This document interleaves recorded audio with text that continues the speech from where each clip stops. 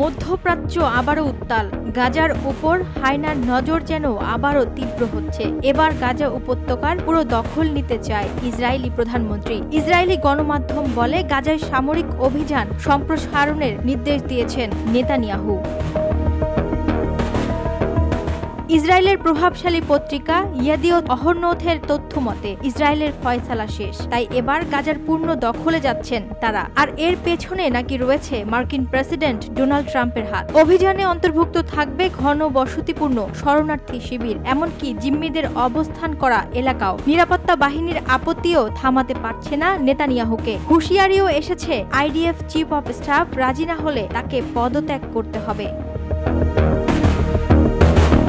Israeli channel 13 জানায়, যুদ্ধবিরতির আলোচনা এখন প্রায় মৃত। এর মধ্যেই বাতিল হয়েছে ওয়াশিংটন সফর, কারণ চাপ বাড়ছে, ফলে যুদ্ধও বাড়ছে। এদিকে হামাসের পক্ষ থেকে বলা হয়েছে জিম্মি মুক্তির সম্ভাবনা ছিল, তারা শর্ত দিয়েছিল, কিন্তু ইসরায়েল ইচ্ছাকৃতভাবে সেই সুযোগ নষ্ট করেছে।